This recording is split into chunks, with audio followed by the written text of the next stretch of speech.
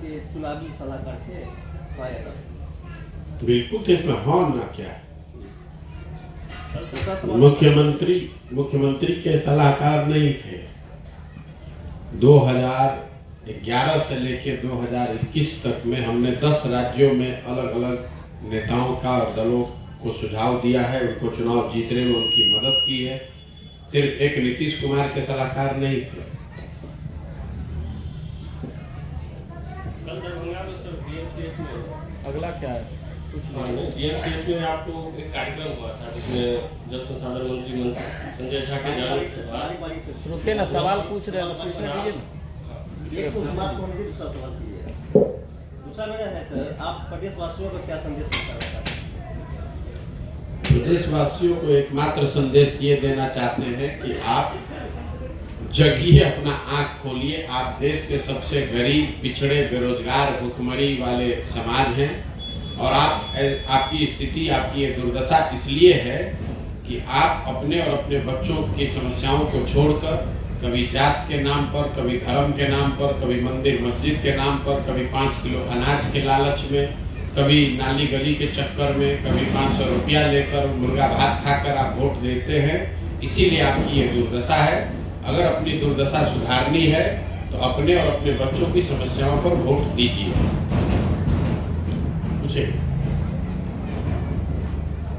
पूछिए कुछ। जी पूछ रहे थे, कल डीएमसीएच में जल संसाधन मंत्री संजय झा का कार्यक्रम हुआ था, जिसके बाद एक वीडियो वायरल हुआ जहां डीएमसीएच के कई कर्मी, डॉक्टर वगैरह शराबबंदी के बाद भी नशापान करते, दारू पीते वीडियो वायरल हुआ। उस पर सर क्या है? मेरे भाई, वीडियो वायरल डीएमसीएच में हुआ, उसका कोई बहुत महत्व नहीं है। शराबबंदी बिहार में कहीं लागू नहीं है, ये तो सबको मालूम है। नीतीश कुमार को छोड़कर बिहार में रहने वाला हर व्यक्ति जानता है कि बिहार में शराबबंदी लागू नहीं है। शराबबंदी के नाम पर बिहार में शराब की दुकान बंद है। होम डिलीवरी तो हर जगह हो ही रहा है और न इसका कोई वैधानिक आधार है, न नैतिक आधार है, न जमीन पर ये लागू हो रहा है। बिहार सरकार की गलती की वजह से बिहार के लोगों का शराबबंदी के नाम पर हर साल इस राज्य का 15 से 20 हजार करोड़ रुपए का नुकसान हो रहा है। और ये पैसा यहाँ का जो शराब माफिया है या जो यहाँ पर सरकारी भ्रष्ट अफसर है, पुलिस प्रशासन, वो शराब माफिया के जरिए वो पैसा कमा रहा है। तो लोगों का नुकसान हो रहा है। शराबबंदी कहीं लागू है नहीं और जितने माफिया भ्रष्ट अधिकारी हैं इससे पैसा कमा रहे हैं। लेकिन नीतीश कुमार की हठधर्मिता है कि नहीं, शराबबंदी लागू रहेगा पेपर पर। वही परिणाम है जो आप डीएमसीएच का एक वीडियो दिखा रहे हैं। ये तो गांव जितने लोग यहाँ बैठे हैं सबसे पूछिएगा, लोग बताएगा कि ना भैया घरे घर शराब बिक रहा है। इसमें नई बात क्या है?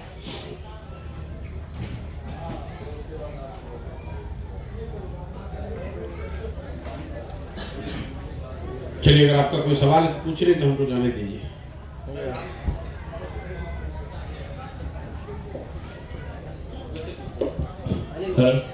बोलिए ना भाई, बोलिए, आवाज आ रही है, बोलिए।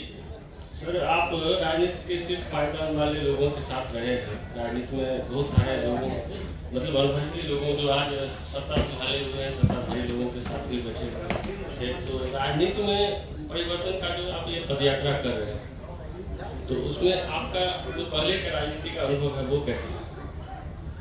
नहीं, पहले का अनुभव ये रहा है कि राजनीति में सिर्फ चुनाव जीतने हारने से आप समाज को नहीं बदल सकते। चुनाव कोई जीते कोई हारे, जब तक समाज के स्तर पर परिवर्तन नहीं होगा, समाज के स्तर पर लोगों की चेतना समझ नहीं बेहतर होगी, तब तक दलों के जीतने और हारने से आमूल चूल परिवर्तन की आशा रखना बेकार है। हमने 10 अलग अलग राज्यों में चुनाव जीते हैं, सरकारें बनवाई हैं, लेकिन इसका मतलब ये नहीं कि वहाँ सुधार हो जाएगा।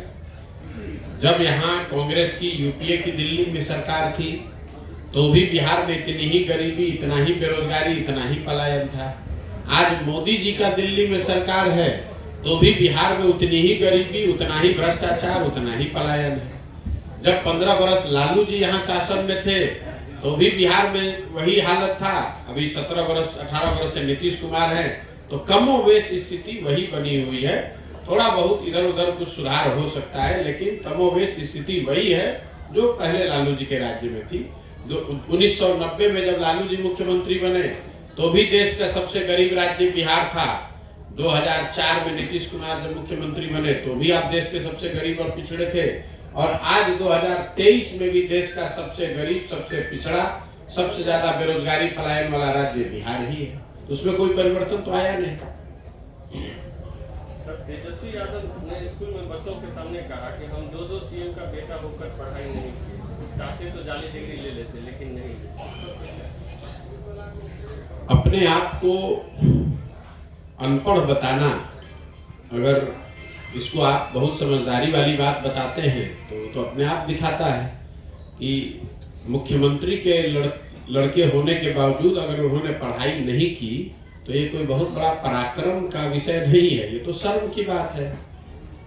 लोग तो कभी कभी परिस्थितिवश आर्थिक मजबूरी में पढ़ाई नहीं कर पाते हैं, लेकिन आपके पास सारी व्यवस्था होने के बाद भी अगर आपने पढ़ाई नहीं की तो ये दो बातों को दिखाता है कि या तो आप पढ़ाई की महत्ता को जीवन में समझते नहीं कि पढ़ाई की कितनी बड़ी महत्ता है, या फिर आप इतने अहंकारी व्यक्ति हैं कि आपको लगता है कि हम पढ़े चाहे न पढ़े, हमें तो जीवन में जो मिलना है वो मिल ही जाएगा। तो ये तो अपने मुंह पर अपनी कीचड़ लगाने वाली बात है।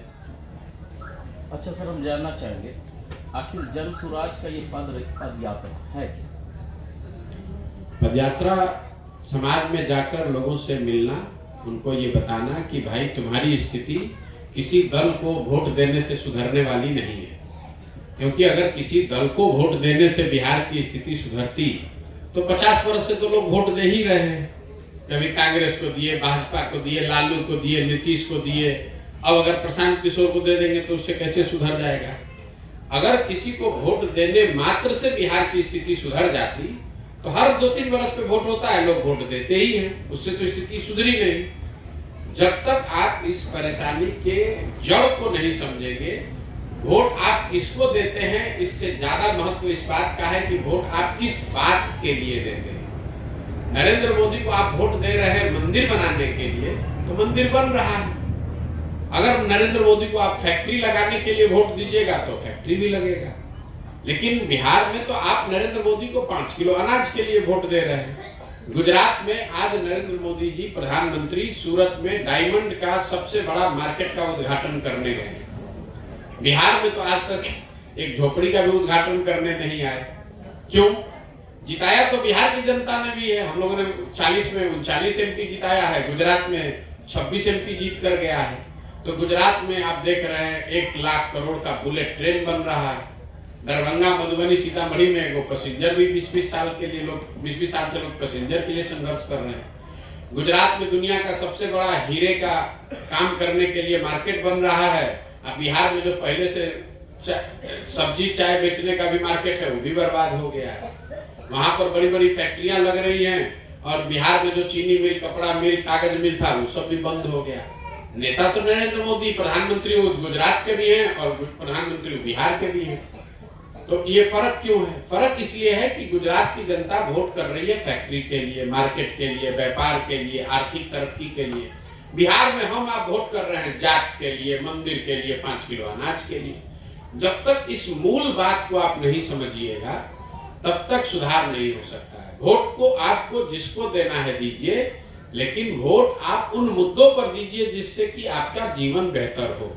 अयोध्या में राम मंदिर बन जाएगा, अच्छी बात है, बन जाए, लेकिन उस बनने से बिहार के लोगों को रोजगार कैसे मिलेगा?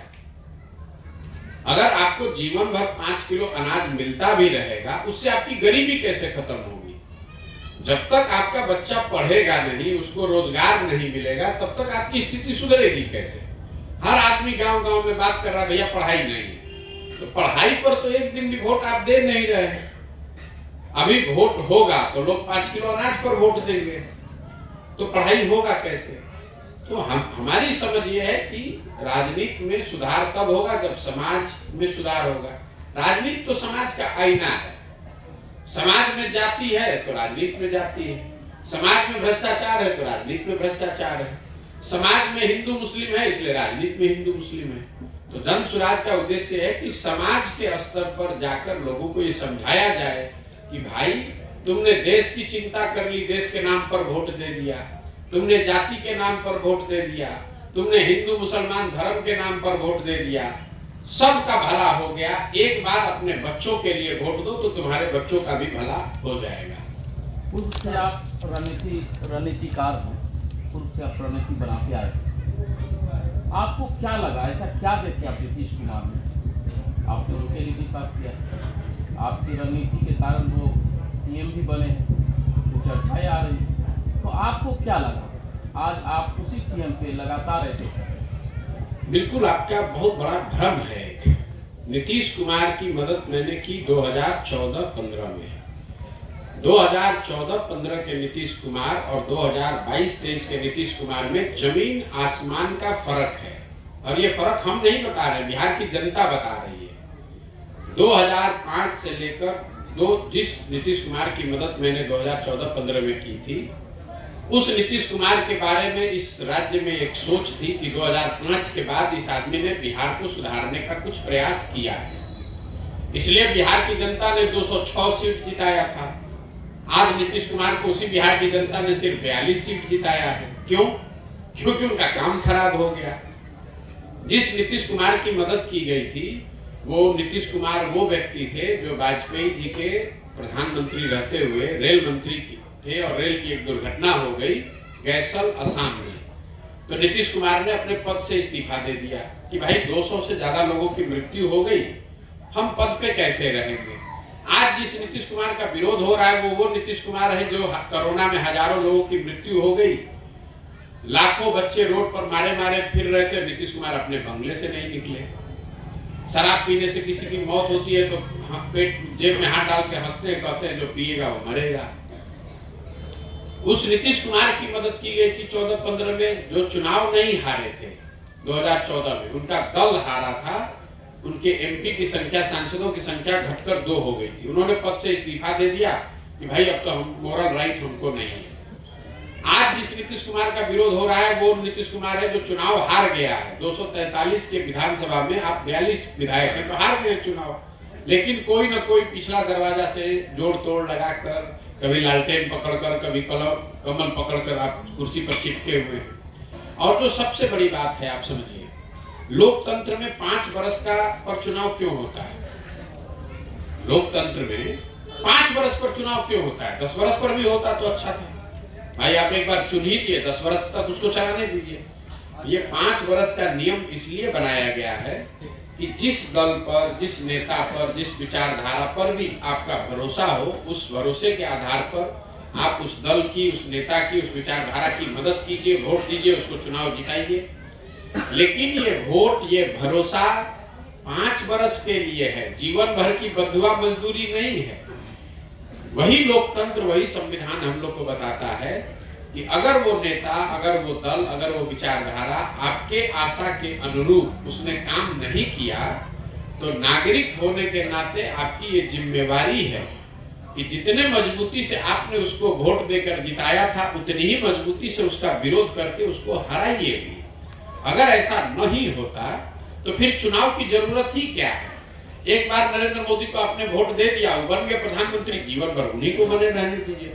अब अगर आप नरेंद्र मोदी जी काम न करें, उनको वोट न दे के आप किसी दूसरे को दीजिएगा, तो लोग कहेगा कि वोट काहे बदल रहे हैं, पहले तो आप मोदी जी को दिए थे। अरे भाई, चुनाव होता ही इसलिए है कि आप 5 वर्ष के काम के आकलन के आधार पर निर्णय लें। अगर अच्छा किया तो साथ में रहें, अगर अच्छा काम नहीं किया तो उसका विरोध करें। आपके नजरिए से केंद्र की भाजपा सरकार और बिहार की महागठबंधन सरकार, दोनों को आप कैसे देखते हैं? मैं ऐसे देखता हूं कि चाहे केंद्र में भाजपा की सरकार हो, यहाँ महागठबंधन की सरकार हो, या इससे पहले केंद्र में यूपीए कांग्रेस की सरकार थी और यहाँ पर एनडीए की सरकार थी, खाली कॉम्बिनेशन बदल गया है। चारों सरकारों ने बिहार की जो मूलभूत समस्या है, शिक्षा, बेरोजगारी, पलायन, यहाँ की आर्थिक स्थिति में सुधार, उस पर कोई काम नहीं किया है। और ये हम नहीं कह रहे, तो बिहार की जनता कह रही है। तो कहीं ना कहीं सिर्फ दलों के हेर फेर करते रहने से, पहले केंद्र में कांग्रेस महागठबंधन की सरकार थी, बिहार में एनडीए भाजपा की सरकार थी, अभी केंद्र में एनडीए की सरकार है, यहाँ महागठबंधन की सरकार है, लेकिन पिछले 30-35 वर्ष में बिहार में शिक्षा की स्थिति तो नहीं सुधरी। 30-35 वर्ष में बिहार में फैक्ट्री नहीं खुले, यहाँ से बेरोजगारी नहीं खत्म हुआ, पलायन नहीं रुका। इसी बिहार में किसानों की स्थिति बेहतर नहीं हुई। तो कहीं ना कहीं बिहार के लोगों को ये समझने की जरूरत है कि जब तक हम लोग अपनी समस्याओं पर अपने लिए व्यवस्था नहीं करेंगे, चाहे केंद्र में भाजपा आ जाए, कांग्रेस आ जाए, लालू आ जाए, नीतीश आ जाए, इससे सुधार होने वाला नहीं है। लोगों को सजग होना पड़ेगा। तमिलनाडु और बिहार, जब देश आजाद हुआ तो तमिलनाडु और बिहार करीब करीब बराबर के राज्य थे आर्थिक और विकास के नजरिए से। आज तमिलनाडु देश का दूसरा सबसे अच्छा राज्य है और बिहार 28वें नंबर पर है। तमिलनाडु में तो भाजपा की सरकार नहीं है, तमिलनाडु को तो मोदी जी ने नहीं बनाया है। पिछले 40-45 वर्ष से वहां कांग्रेस का भी शासन नहीं है। तमिलनाडु के लोगों ने अपनी व्यवस्था अपने से बनाई है, किसी भाजपा और कांग्रेस ने नहीं बनाया है। वो सांसद में अभी सुरक्षा को लेकर हुई चूक पे आपका सामान्य बात है। वहां पे जो घटना हुई है उसकी जो लोग हैं वो जांच कर रहे हैं। ये इस तरह की जो है हमें लगातार लापरवाही आ रही है, तभी उसमें आता। देखिए, मैं इस तरह की बातों पर टीका टिप्पणी नहीं करता हूं जो मेरा अपना विषय नहीं है। केरल में क्या हुआ, सुरक्षा की दृष्टि सुनिए, ऐसा है वहां पर सारे देश के सांसद बैठे हुए हैं, देश की सरकार, पूरी देश की मीडिया उसको देख रही है। अगर गलती हुई है तो उस पर लोग पकड़े जा रहे हैं, उस पर जो कार्रवाई है वो की जाएगी। उस पर हम यहाँ से बैठकर क्या टीका टिप्पणी करेंगे। घटना नहीं होनी चाहिए, अगर हुई है तो उस पर कार्रवाई हो रही है, कार्रवाई का रिपोर्ट हम आने दीजिए। हम उन नेताओं में से नहीं है कि यहाँ बैठे हुए हैं दरभंगा में और मेक्सिको के बारे में टिप्पणी कर रहे हैं। हम दरभंगा में आए हैं, हम बिहार में हैं, हम बिहार के विषयों से अपना सरोकार रखना चाहते हैं। बाकी देश दुनिया में जो हो रहा है ठीक है, सुन रहे हैं, समझ रहे हैं। हर चीज पर हम टीका टिप्पणी करें ये जरूरी नहीं है। हमारा जो अभी फोकस है, हमारी जो प्राथमिकता है वो बिहार के लोग, बिहार की समस्या, इससे कैसे लोगों को निकाला जाए, कैसे लोगों को इसमें जोड़ा जाए। मेरी प्राथमिकता ये है। केरल में क्या हो रहा है, उड़ीसा में क्या हो रहा है, फिलिस्तीन में क्या हो रहा है, वो सब विषय है, महत्वपूर्ण हो सकता है, लेकिन मेरे नजरिए से सबसे महत्वपूर्ण यह है कि बिहार में स्थिति को कैसे सुधारा जाए। और मैंने अपने जीवन के कुछ वर्ष इस बात के लिए निकाले कि मुझे जो भगवान ने शक्ति, बुद्धि, साधन, व्यवस्था दिया है वो सब लगाकर हम बिहार में लोगों की स्थिति को बेहतर करें, उनकी मदद करें, उस पर ही हम अपना फोकस रखना चाहते हैं। आपको नहीं लग रहा बिहार बदल रहा है?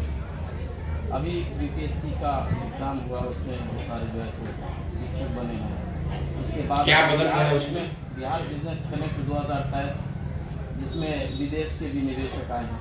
अच्छा, आपको नहीं लग रहा बिहार आपको अगर बदलता बात दिख रहा है तो आंकड़ों में दिखेगा कितने शिक्षकों की बहाली हो गई। बिहार में 10 लाख शिक्षक होने चाहिए, 1,25,000 शिक्षकों की सरकार ने बीपीएससी के माध्यम से बहाली की घोषणा की है।